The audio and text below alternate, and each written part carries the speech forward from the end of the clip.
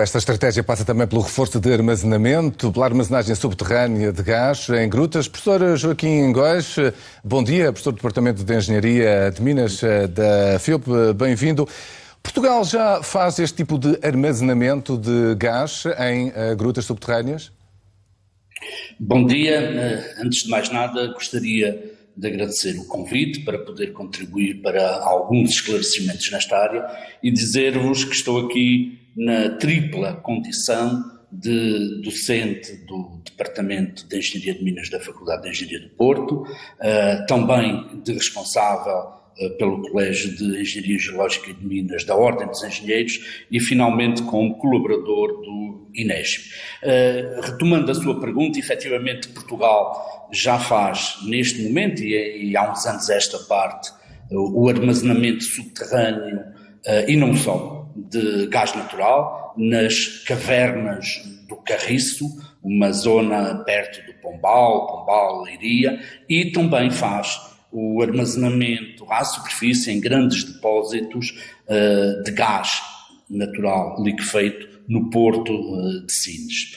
Estamos a falar de perto de 500 milhões de metros cúbicos, divididos aproximadamente, números redondos, 330 milhões de metros cúbicos nas 6 grandes cavernas do Carriço, e o restante, cerca de 40% do armazenamento total, nos grandes depósitos do Porto de Sines. Sr. Professor, mas estes números, enfim, para um leigo não dizem muito, não é? O que isto significa gás para um abastecimento do país, para o consumo normal do país?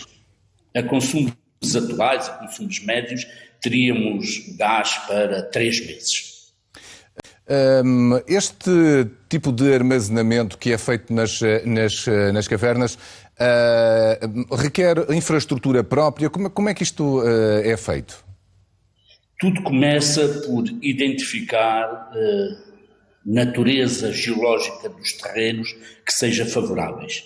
Há várias formas de armazenar o gás subterrâneo, nomeadamente em litologias, em geologias, em terrenos de natureza salífera, onde por dissolução se constroem grandes cavernas e posteriormente se comprime e injeta o gás para armazenamento. Há também a possibilidade, e essa é talvez a grande fonte de armazenamento, as grandes estruturas de armazenamento de gás subterrâneo que nós não temos em Portugal, que é tirar partido de antigos jazigos de petróleo e gás que entretanto foram explorados e onde naturalmente ficou o vazio que pode servir de armazenamento.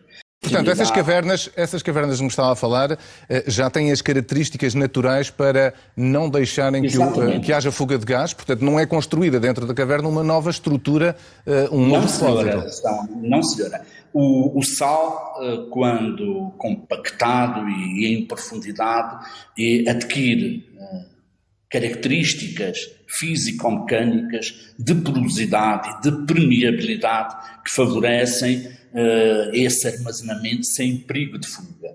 Acresce a estas características geológicas o facto de estarmos a falar de cavernas que se situam a 1000 metros de profundidade. Paralelamente, há outros dispositivos de segurança, quer seja as válvulas de retenção, que, em caso de qualquer incidente, cortam precisamente a fuga para o exterior do gás. Estamos a falar em cavernas com 1000 metros de profundidade, mas em que tamanho? Para termos uma ideia. Grosso modo, são grandes cilindros que têm entre 170 a 300 metros de altura e larguras que podem oscilar entre os 60 a 70 metros. Para termos um termo de comparação, e como um colega seu de um outro meio de comunicação social referia, são cavernas da dimensão da Torre Eiffel, muito superiores à Torre Eiffel. E há outros locais no país que estejam disponíveis para fazer este tipo de armazenamento, identificadas? Naturalmente que um primeiro fator, importantíssimo fator, são as características geológicas, como lhe referia. Mas, para além disso, há que reunir outras condições. Em Portugal temos identificados terrenos com as características similares, não quer dizer que todos eles sejam potenciais